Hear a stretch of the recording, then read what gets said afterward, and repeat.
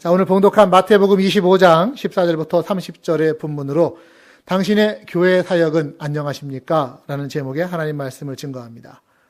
자, 우리 지난주에 마태복음 25장에 나오는 세 가지의 비유를 잠시 도표로 보여드렸습니다. 세 가지의 비유가 있었죠. 열 처녀의 비유, 그리고 달란트의 비유, 양과 염소의 비유입니다. 열 처녀의 비유는 하나님과의 관계를 나타냅니다. 그래서 슬기로운 처녀들처럼 깨어있어서 내면의 관계를 든든히 해라 라는 말씀을 했고요. 또한 달란트의 비유는 자기 자신과 받은 사명과의 관계를 나타냅니다. 5달란트, 2달란트 받은 사람처럼 맡긴 일에 충성해서 남기는 것이 있는 인생을 살아야 되겠다. 또한 양과 염소의 비유는 이웃과의 관계를 나타내서 양의 무리들처럼 서로 사랑하며 그 사랑을 흘려보내는 삶을 살라, 이렇게 요약되어진다고 말씀을 드렸습니다. 지난주에 직원원신 예배를 드리면서 첫 번째인 열 처녀의 비유를 설명을 드렸죠. 등을 준비했을 뿐만 아니라 보이지 아니하는 기름을 준비했던 5 처녀를 칭찬하고, 그 보이지 않는 내면의 기름, 즉 내면의 하나님과의 관계가 흔들리지 않는 견고함이 있어야 그때에 가서 우리가 당황하지 않을 수 있다. 하나님의 예비된 자리에 들어갈 수 있다고 말씀을 드렸습니다. 비록 직원으로 헌신하는 일도 해야 되겠지만 먼저 우선적인 것은 하나님과의 내면의 관계를 튼튼히 하는 것. 그래야만 우리의 인생에서 사명도 감당할 수 있고 사랑도 흘려보낼 수 있는 근원적인 힘이 생긴다고 말씀드렸습니다. 자, 오늘은 그 이어지는 두 번째 비유, 달란트 비유를 여러분들과 함께 나누고자 합니다. 너무 잘 아시는 내용이니까 다행이에요. 네. 자, 등장인물이 나오죠. 누가 나옵니까? 우선 주인이 나옵니다. 그리고 3명의 종이 나옵니다. 자, 이 3명의 종의 이름이 있어요. 보니까. 네. 금을 받으신 분들이니까 성은 김씨, 아마도 그런 것 같고요. 네. 5달란트 받으신 분 있고 2달란트 받으신 분, 1달란트 받으신 분 있습니다.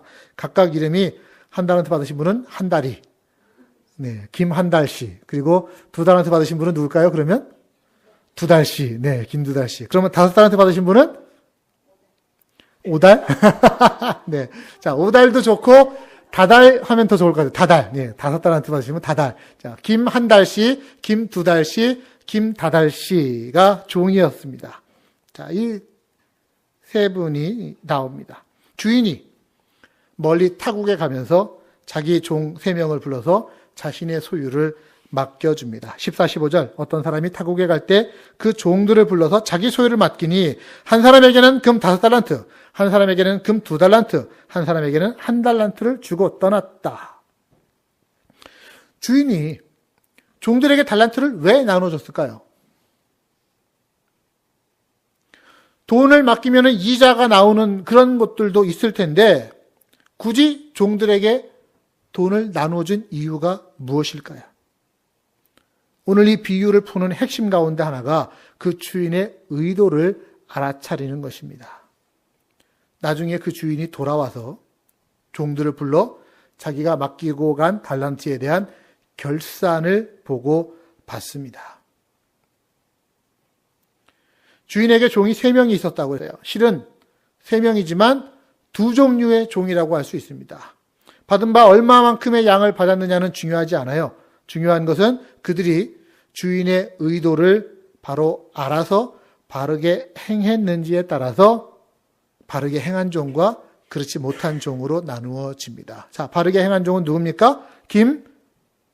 김다달씨하고 김두달씨. 그렇죠. 네. 17절, 16, 17절을 보세요. 5달란트 받은 자는 바로 가서 그것으로 장사해서 또 5달란트를 남겼고 2달란트 받은 자도 역시 2달란트를 남겼다. 자기가 받은 달란트를 선용한 종이라는 점에서, 그리고 남겼던 종이라는 점에서 이들은 같은 사람들이라고 할 수 있습니다. 보고 역시 똑같은 보고를 합니다. 20절, 5달란트 받았던 자는 5달란트를 더 가지고 와서 말하되 주인이여 내게 5달란트를 주셨는데 보소서 내가 또 5달란트를 남겼습니다. 2달씨 역시 똑같은 보고를 합니다. 여러분, 이 두 사람을 똑같게 행동하게 한 이유, 원인이 무엇입니까?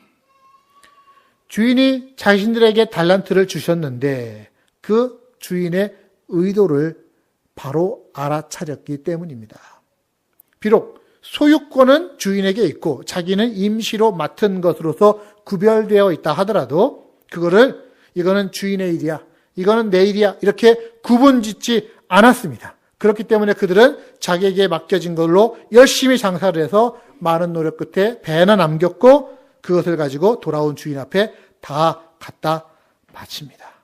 여러분 한번 상상해 보세요. 주인이 돌아왔을 때 자기들이 그동안 애써서 수고해서 거둔 것을 주인 앞에 내놓는 이 다달씨와 두달씨의 자세가 얼마나 당당했을까, 얼마나 그 마음이 뿌듯하고 자랑스럽고 기뻤을까 생각해 보십시오.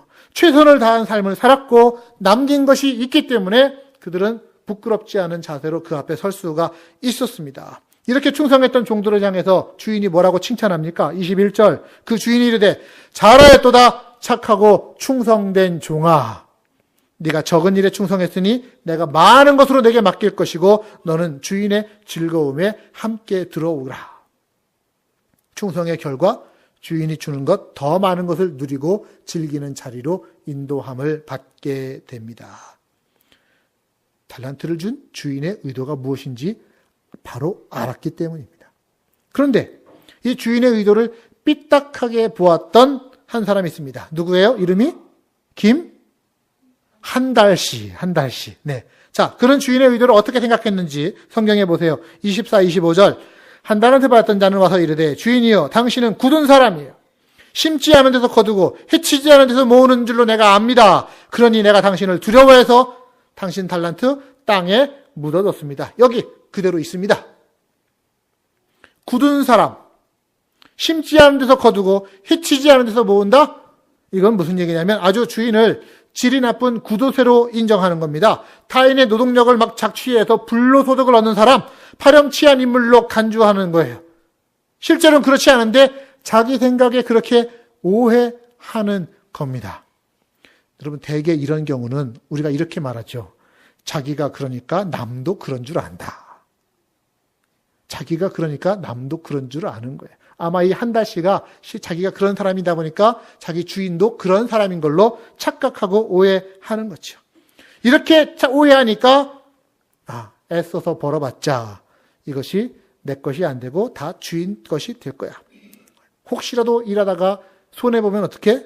욕 안 먹으려고 맡겨둔 것 땅에 묻어두었다가 예수 여기 당신이 나한테 줬던 것이요. 없어지지 않았으니 다행 아니냐? 이런 얘기입니다. 그러나 그런 종을 향해서 주인은 뭐라고 얘기합니까? 26절 그 주인이 대답하여 이르되 악하고 게으른 종아. 악하고 게으른 종아. 28절 그에게서 그 한 달란트 뺏어서 10달란트 받은 자에게 주라. 그리고 이 무익한 종은 바깥 어두운 데로 내쫓으라. 거기서 슬피 울며 이를 갈리라. 악하고 무익한 종. 악한 종. 생각이 악해요. 일하는 동기가 철저하게 이기적이고 악해요. 게으른 종입니다. 삶의 내용이 악하고 그러니까 게으를 수밖에 없었습니다. 결국 이 한달씨에게는 가혹한 심판이 뒤따라 왔습니다. 차이가 뭡니까? 의도를 잘못 파악하면 그렇게 됩니다. 맡겨주신 주인의 의도를 분명히 알아야만 합니다. 여러분 달란트를 종들에게 나눠주면서 일정 기간 종들에게 자신의 권리를 위임하는 주인의 의도가 무엇일까요? 과연 맡긴 입장에서 한번 생각을 해봅시다. 이자놀이라도 하면 될 텐데 그걸 알면서도 종들에게 굳이 맡깁니다. 왜? 기대감이 있기 때문이에요. 기대감이. 종들에게 거는 기대. 그리고 종들에게 기회를 주고 싶었던 겁니다. 그리고 종들에게 동기부여를 해주고 싶은 마음이 그 안에 엿보이지 않습니까? 그러니까 지금 현재 종들에게 달란트를 맡기는 이유는 그저 자기 자신 어떻게 재물이 더 많아지기를 바라는 주인의 욕심 때문에 행하는 일이 아니라 자기와 함께했던 종들에게 좋은 기회를 주고자 하는 주인의 뜻이 그 안에 담겨져 있는 겁니다. 소유를 맡기고 일을 맡기는 것. 맡기는 것을 조금 어려운 말로 위임 혹은 위탁이라고 얘기합니다.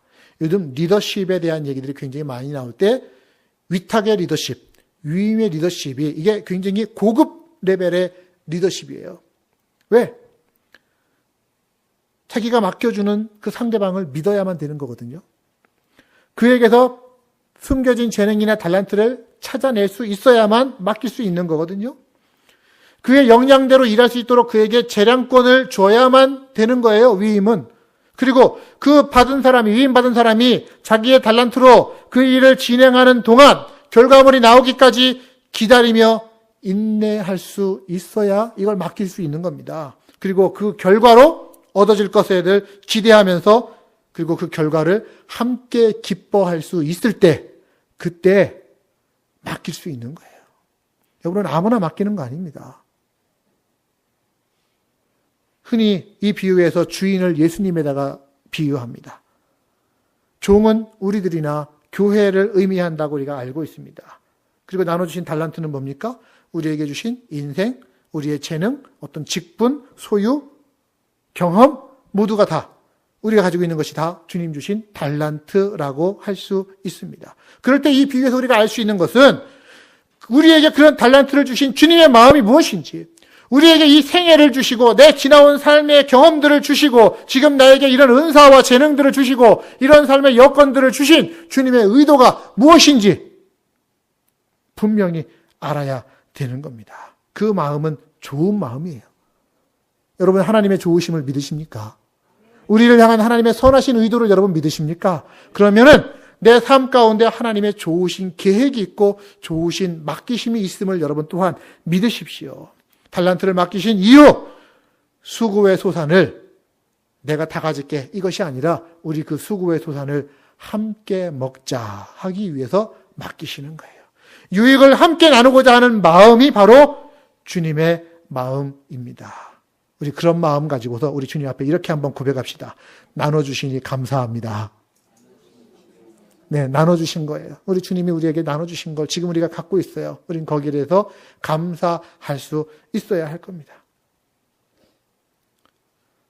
자, 그렇게 감사하는 사람 2달씩, 다달씩했습니다. 그래서 그들이 또 감사하면서 남긴 달란트가 있었습니다. 5달란트를 남겼다고 했고 2달란트를 남겼다고 했어요.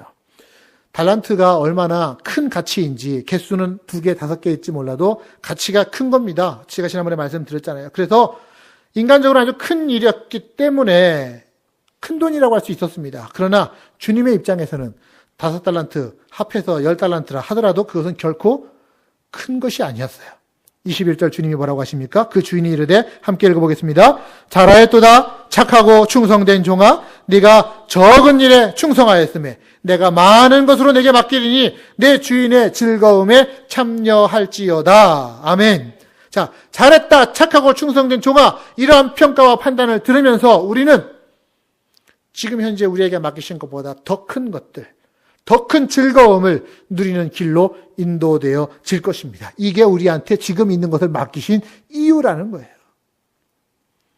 5달씩처럼 2달씩처럼 맡겨진 달란트를 잘 활용하고 남기면 주님이 생각하기에 진짜 큰 일을 맡기실 것이고 또한 주님의 즐거움의 잔치자리에 우리를 데리고 가실 겁니다. 얼마나 즐거운 잔치일까요? 천국 잔치일 거 아니겠습니까? 여러분, 우리에게 인생을 맡겨주신 주님, 달란트를 주셨고 그것을 사용할 수 있는 재량권을 주셨습니다. 그렇다면 그 재량권을 받은 우리는 주님 앞에서 책임의식을 바로 가져야만 합니다.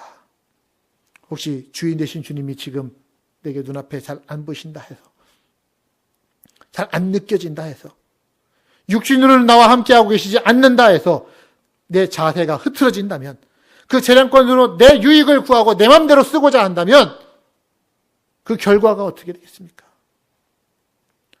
사랑하는 여러분, 우리가 모두가 다 예수님께로부터 달란트를 받은 자들입니다. 나를 믿고 맡기셨다는 걸 기억하십시오. 충성되이 여기셔서 여러분들에게 맡기셨다는 걸 기억하십시오. 그 열매를 함께 나누기 위해서 기회를 주신 것이라는 것을 마음에 새기십시오. 고린도서 4장 1절은 이렇게 말합니다. 사람이 마땅히 우리를 그리스도의 일꾼이요 하나님의 비밀을 맡은 자로 여길지어다. 이 말씀은 저한테 제 인생의 좌우명이 되는 몇 개의 구절 중에 하나입니다. 내가 그리스도의 일꾼이고 하나님의 비밀을 맡은 자다. 그래서 저는 제가 첩보원으로 이 세상을 살고 있다고 저는 제 마음속에 새기고 있어요.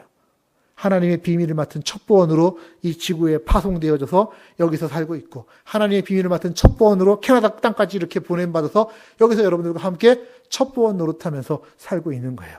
그렇게 그 역할을 맡은 자들에게 구할 것이 뭐라고요? 충성이라고, 충성하라고요. 계시록 3장 8절도 얘기합니다. 네가 적은 능력을 가지고도 내 말을 지키며 내 이름을 배반하지 아니하였으니, 계시록 2장 20절, 네가 죽도록 충성하라. 그러면 내가 생명의 관을 너에게 주리라. 내게 주신 것이 기회를 주신 것임을 알고 감사하는 것입니다. 그런데 그 의도를 잘못 파악하면 한 달씩처럼 되면 어떻게 됩니까? 오늘 이 한 달씩가 보니까 잘못한 행동이 이거예요. 25절, 두려워하여 나가서 당신의 달란트를 땅에 감추어 두었나이다. 자, 무엇을 두려워했어요? 주인이 자기한테 준 달란트가 도리어 어떻게 하다가 까먹으면은 자기에게 화가 될까 두려워서, 잘못 관리했다, 손에 끼쳤다 할까봐, 꾸중할까봐 두려워서 받은 달란트를 그냥 땅에다가 묻어뒀다는 것입니다. 저는 이 생각을 해봐요. 이 말씀 묵상하면서 한 달씩가 자기 받은 거는 땅에다 묻어뒀을 거 아닙니까? 그리고는 그 오랜 기간 주인이 돌아올 때까지 도대체 뭐 해 먹고 살았을까? 뭐 해 먹고 살았을까? 주인이 없었잖아요? 주인이 자기한테 준 거는 땅에다가 묻었잖아요? 그러면 뭐 해 먹고 살았을까요? 그때 그는 아마도 짐작컨대 자기 사업을 시작했을 겁니다. 자기 것에 대해서는 열심히 수고하면서 살았을 겁니다. 자기 소득을 위해서는 죽어라고 수고하면서 그거 먹고 살았을 것 같아요. 결국 한 달씩은 무슨 일을 한 거예요? 그 기간 동안 자기 밥벌이에는 신경 쓰고 주인의 마음 살필 마음은 눈꽃만큼도 없었던 겁니다. 왜? 자기 것이 아니라고 생각하니까 거긴 묻어둔 거 말고 자기 거라고 생각되는 자기 사업, 자기 밥벌이는 열심히 최선을 다해서 충성하며 누구에게? 자기 자신에게 충성하면서 살았겠죠. 이게 한 달씩의 잘못입니다. 무엇이라고요? 자기 것과 남의 것을 구분했던 것입니다. 제가 한국에서 영성수련 센터를 여러 군데 방문하면서 영성 수련에 대한 여러 훈련들도 받고 지도자 수련들도 받았는데, 그때 제가 방문했던 한 곳의 영성 수련 센터의 이름이 나남의 집이었어요. 나남의 집. 뭐라고요? 무슨 뜻인지 아십니까? 나남의 집. 제가 물었습니다. 왜 이름이 나남의 집입니까? 나는 나고요. 그렇죠? 남은 뭐예요? 남이란 얘기예요. 그래서 나남이라는 겁니다. 그게 무슨 의미죠? 그러니까 한번 나 해보세요. 여러분 한번 해보십시오. 나 해보십시오. 나. 입 다무시면 안 돼요. 담으면 어떻게 돼요? 나 하다 담으면 어떻게 돼요? 남 되는 거예요. 마음이 닫히면, 나에게서 마음이 닫히면은 그게 남이 시작되어지는 거예요. 그래서 나와 남을 구분하지 말고 나를 열어서 그렇게 다가오게 하자. 그래서 나남의 집이다. 이름 붙였다는, 깨달았습니다. 그렇구나. 나와 남. 내가 나에서 닫아버리면은 남이 되는 거예요. 아무리 우리가 한 교회 생활하고 한 믿음의 식구들이라 하더라도 마음 닫아버리면 그때부터는 남이 되어서 사는 거예요. 나와 남을 구분하면 어떻게 되는지 아십니까? 주님도 남으로 취급하게 됩니다. 내 것과 남의 것을 구분하기 시작하면은 주님의 것도 남의 것이라고 생각하기 시작합니다. 그래서 자기 거는 수단 방법 가리지 않으면서 열심히 최선을 다하고 남의 것에는 조금의 수고도 감당하려고 하지 않습니다. 그저 주님의 것에 무관심한 사람으로 살아가게 되는 거예요. 여러분들 컨비니언스 운영하시는 분들 많이 계시죠? 컨비니언스 헬퍼를 한번 생각해 보십시오. 어떤 헬퍼가 내가 아무리 친절하게 하고 아무리 애써서 벌어봤자 내 몫은 이미 정해져 있는 거고 다 주인의 몫이 될 거니까 내가 고생하며 애쓸 필요가 뭐 있겠느냐? 그저 오는 손님이나 받으면 되지. 주인의 것과 자기 것을 철저하게 구별하고 그런 사람은 어떻게 할까요? 뭐 열심히 일하지 열심히 일 안 하지 않겠습니까? 그러다가 가끔 자기 주머니 챙기고 뭐 그러지 않을까요? 그러나 어떤 다른 헬퍼는 내가 잠시라도 일하는 이 가게가 나의 수고와 친절로 손님이 점점 많아지고 소득이 점점 많아지고 그래서 주인이 기쁘면은 나도 덩달아 기쁘지 아니한가. 그래서 주어진 시간 동안 오는 손님만 받는 게 아니라 청소도 하고 뭐 친절하게 하고 정리도 하고 이런 헬퍼가 있다면 주인의 것에 대한 경외심을 갖고 존중하는 마음 일으켜지지 않습니까? 누가 바로 사는 길입니까? 누가 참 사는 길입니까? 여러분, 나와 남, 더 나아가서 나와 주님의 관계 어떻게 설정하고 지금 사십니까? 혹시 주님의 것과 내 것을 구별해놓고 살고 계시지는 않으신지요? 영적 세계의 본질적 측면에서는요, 네 것과 내 것의 구분이 없습니다. 성경에 이런 말이 있어요.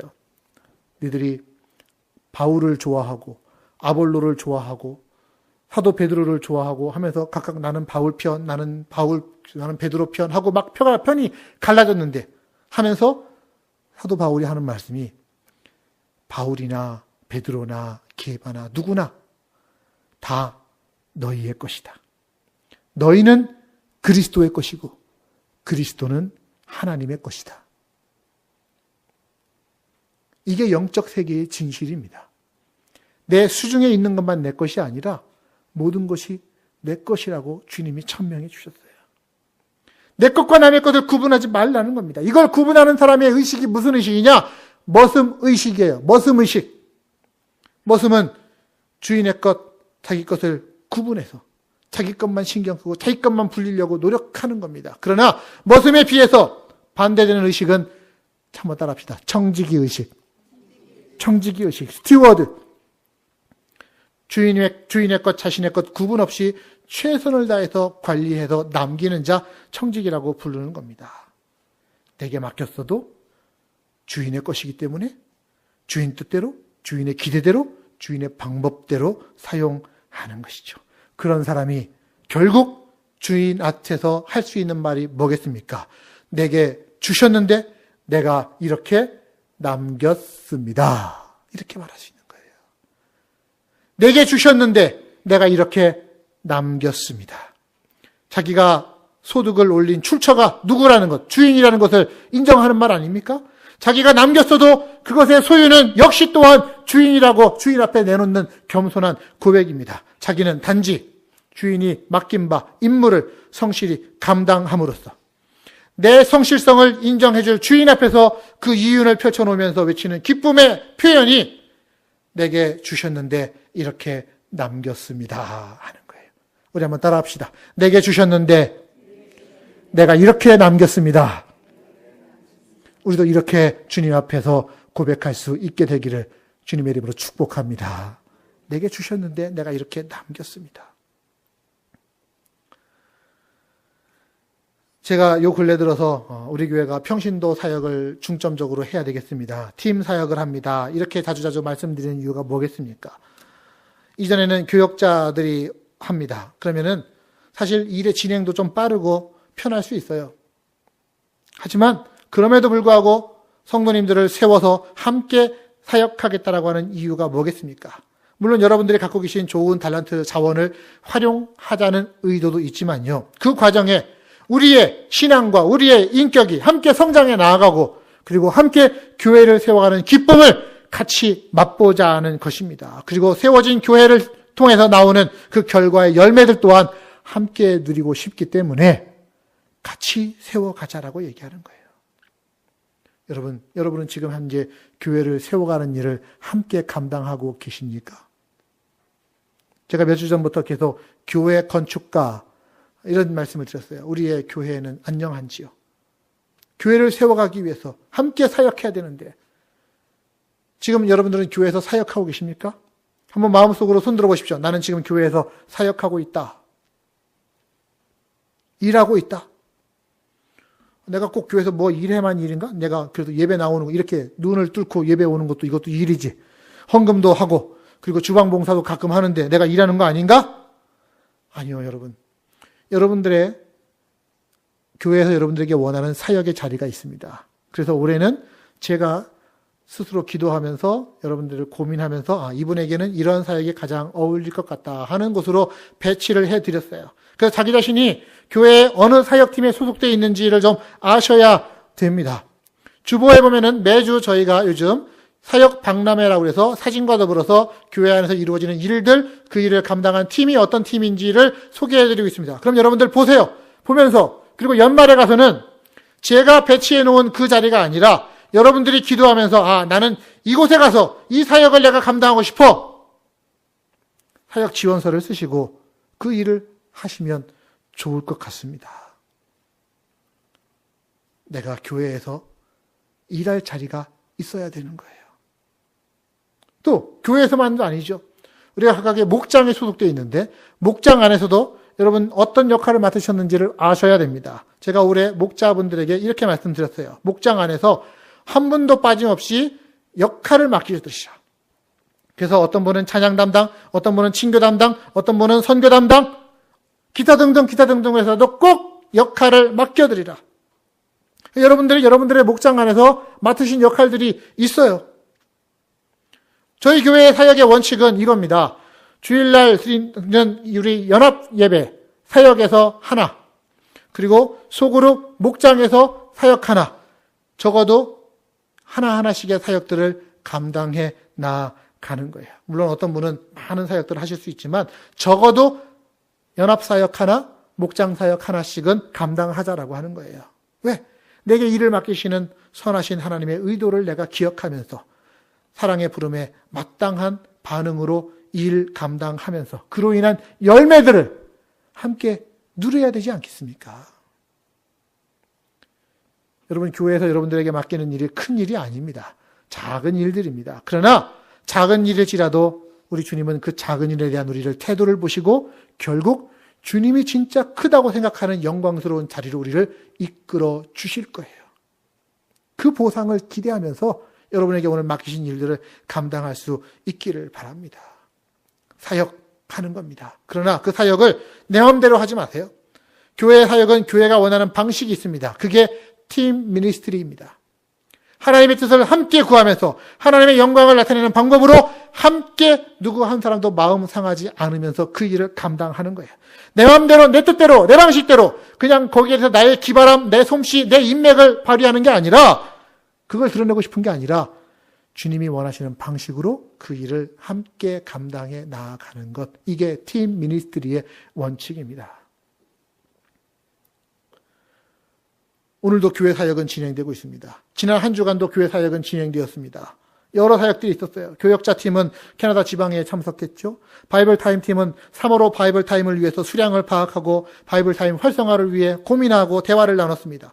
제자반 팀은 제자반 공부를 했고 각종 양육과정팀, 찬양팀은 나와서 연습하고 찬양을 준비합니다. 경조팀은 어려운 일을 당한 분을 위해 기도하고 격려하는 일을 했습니다. 주방사역팀은 주방을 정리했고 또 여러분들 주일날 드실 김치를 또 담그기도 했습니다. 시설관리팀은 교회에 손질이 필요한 것들을 나와서 점검합니다.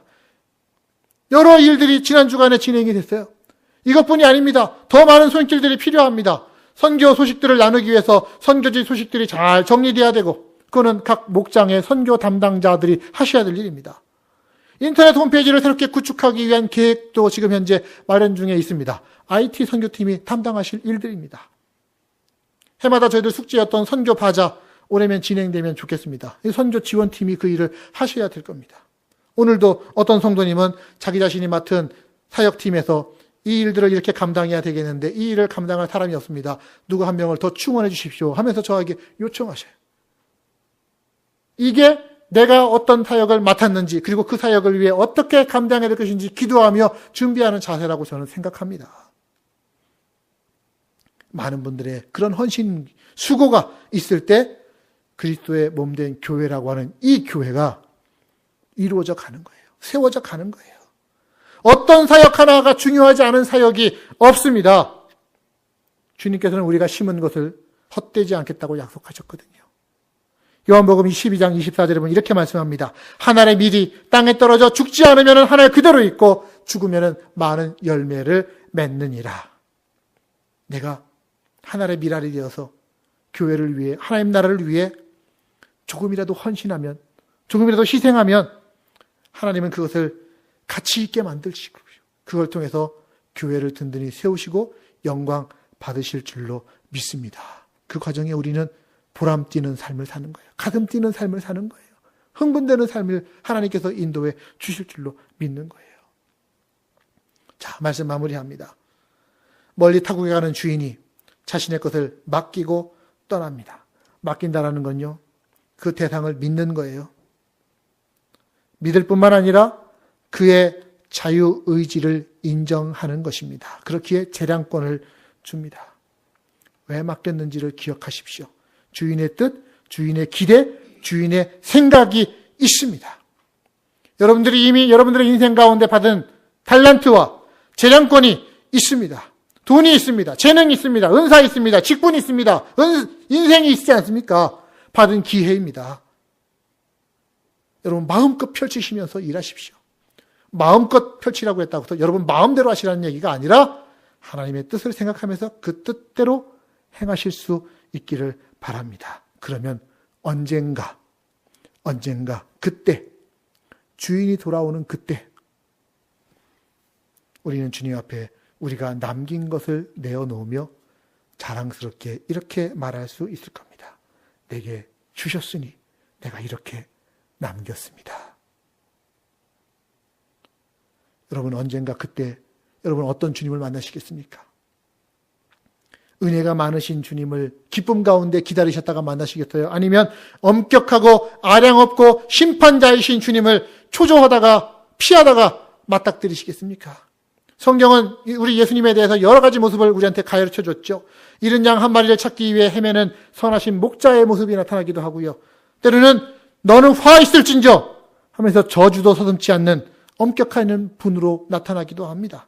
때로는 꺼져가는 등불도 끄지 않는 자비하신 분으로 나타나기도 하고요. 때로는 지난주처럼 열처녀에 비유해서 기름 모자라서 기름 사러 갔다가 그 사이에 슬렁왔다고 문 닫아버리고서 아무리 두들겨도 문 열어주지 않는 냉정하신 분이 우리 주님이시기도 합니다.